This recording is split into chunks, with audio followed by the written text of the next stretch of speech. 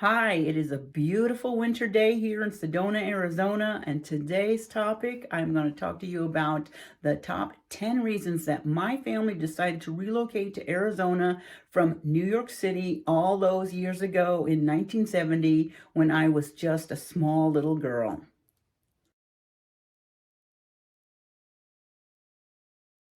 Okay, sometimes I have people ask me, hey, just chit-chatting, where you from? Sound like you might be from New York. And I'm like, well, it's kind of odd because we moved here when I was a little girl, and yet somehow we get into that conversation and people want to know, well, what was it decided or what led your family to move to Arizona from New York? So I thought I would just give you a little list because some of the reasons are still relevant today and others, yeah, probably obsolete and, 50 years have gone by. But I thought I would just let you know because many people are thinking, should I move to Arizona? Should I stay where I'm at? And if I go over some of the reasons people come here, might help you have some information that could help make that decision easier. So I'm going to start with the most obvious one is crowds. So my family, even today, probably they're not a big fan of crowds, maybe get a little claustrophobic in a crowd. And of course,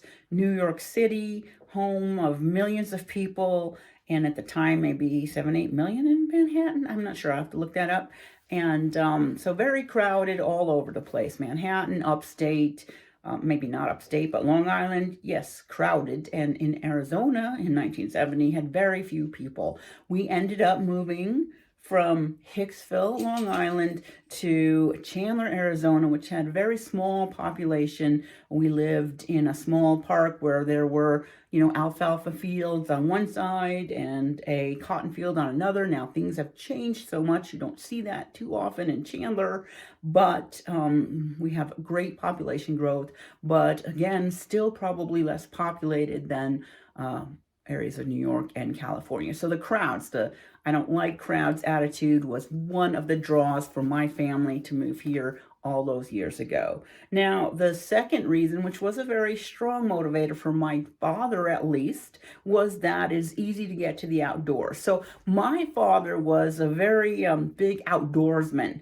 He loved to go hunting, fishing, camping, put your foot in the stream kind of thing. Very much loved to go to the outdoors and would go very often upstate hunting, upstate camping, and he used to complain that to get to, even to upstate from Long Island, you had to go all the way through Long Island to Manhattan, then you had to go all the way through Manhattan just to get out of the state or out of the city, and so that would be like a 1.5, 2 hour drive just to get to where you're, not in the crowd. And so that was always a bummer for him, such a long drive to get out and to do anything to get to the outdoors, to go to, the Poconos, upstate. I can't even remember the places. Magapon. That's where we used to camp.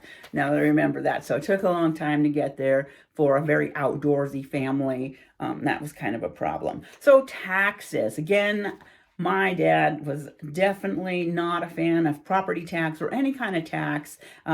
I only remember him talking about property taxes being so much higher in New York that we probably paid 5 to 10 times more for the same size property in New York City or even Long Island than we do here in Arizona. And now I know we pay much more, number of wise, but I couldn't tell you if it's still 10 times more, say, in New York. You'd want to do your research, and I can always look up tax information on properties here in Arizona if you're doing some kind of a, research or analysis. I can't get access to what tax rates are in other states, but I'm pretty sure they are higher in New York, California, and other places. Gun law. So let me kind of back up a little bit. My father, again, he was a hunter, so he did like to carry a gun, but he was also a policeman for like maybe 2 years, and he was a New York City policeman, New York City cop, patrolman, and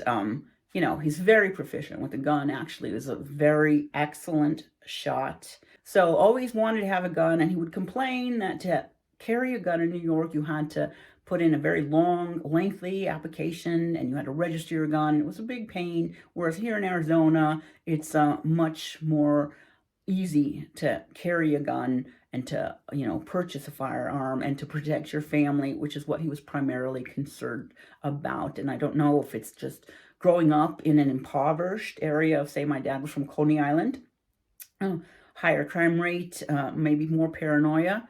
But whatever the reason, it was easier to get a gun and to feel safe. So gun laws were a big draw back then in 1970. So politics. Now I want to preface this with saying that I don't watch politics that closely. I mean, I do know what's going on, but I don't follow it super close. I don't like to get into political conversations because I feel like it will make people intense, upset, depressed, anxious, whatever. And there's not a whole lot I can personally do to change it. So for me to get sucked into politics, I just don't let it happen. So with that being said, the political climate here in Arizona is much different than New York City, say, and my father felt like our family's views fit in better in Arizona than it did to some of the loose and differing political views in New York. And that could still be true today, although maybe not as much difference as there was back then.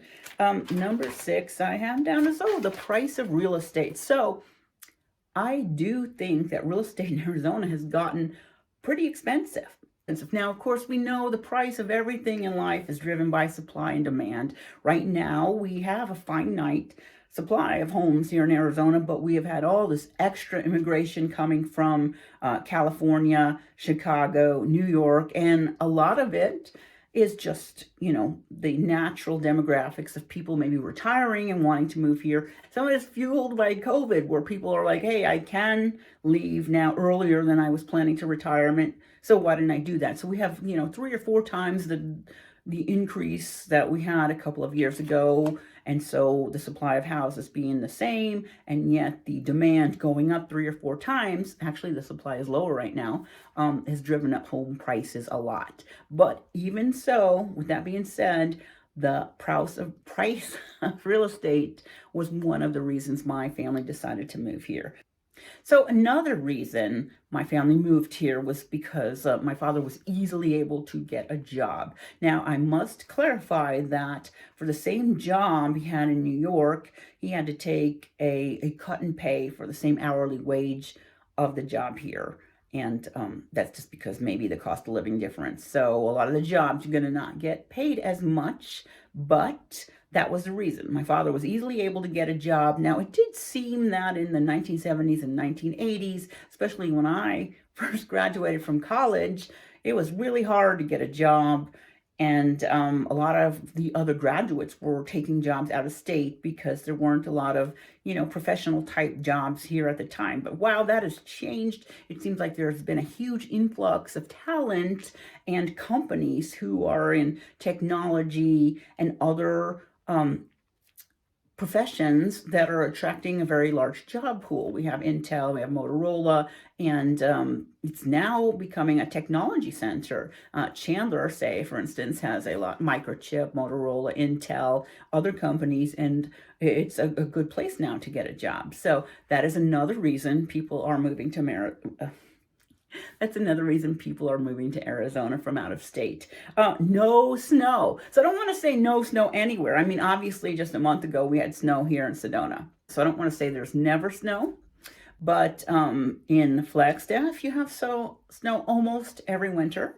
But in Phoenix, very rare if ever you have snow, and when you do, it doesn't stick, so you're not out there shoveling your windshield in the morning to go to work. And so no snow is a big draw for a lot of people. And I think especially when you get older, the cold makes your joints ache and your body stiff. So the no snow and warmer climate was an attraction all those years ago. Now, this may seem silly, but the fact that cars don't rust, or at least not out in the valley, is a good draw. My parents bought a lot of used cars back in the day and would say that in New York you had to be very careful because a lot of times the car would rust. You have much more moisture, you have snow, maybe they're putting stuff on the road for the snow. We did not have that here. Now, occasionally you'll see a car in Flagstaff that maybe is a little rusty, but overall, not a lot of rust on cars out here.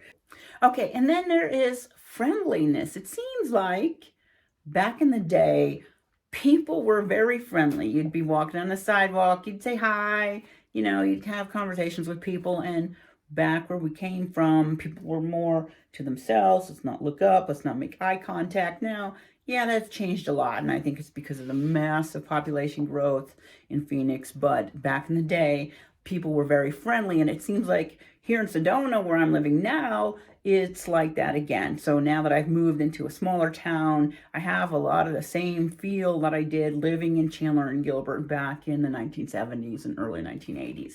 The small town, hey, how you doing? Let's look out for each other vibe.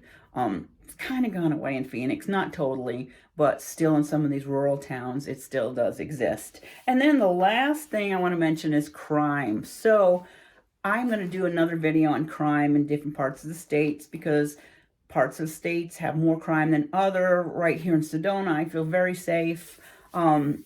So, maybe in Phoenix, it's gotten worse than it did in 1970s for sure. But compared to New York at the time, the crime was much better. Now, I do remember my dad always saying that you would read about home invasions back in New York when overnight, say, when people were home sleeping, and burglaries. The home invasion is a euphemism for burglaries. So more often that would happen in New York. And my father always thought because in New York, nobody had a gun, a burglar could come in, and if you wake up, big deal. Whereas here in Arizona, you're in somebody's house and they wake up, they pull a gun out and kill you. And that's why the burglars were not as brazen. So, I can't tell you if any of that is still true, but that was just something that in the day, the crime rate was much lower here. Now, I'd want you to do your own research if you're thinking of moving for that reason. I know I feel very safe in Sedona. I felt safe most of the time in Phoenix, but I did once get a car stolen. I had my car broken into a couple of times. So, things to worry about. You still have to, take precautions in Phoenix, say, but lower crime rate was a reason for my family to relocate here. So that's it. That's the 10 reasons my family moved. Again, this was back in 1970. Things were a lot different. I had a very traditional family where my father was a very brilliant and ambitious man.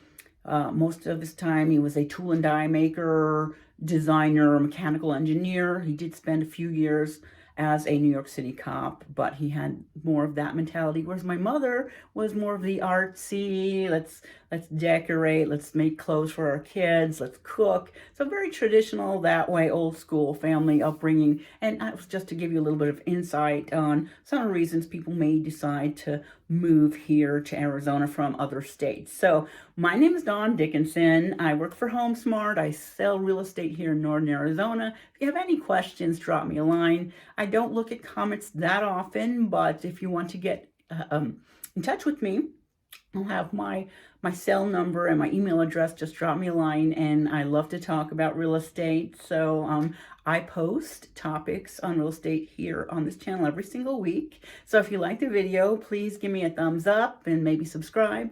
And I hope to see you here again next week.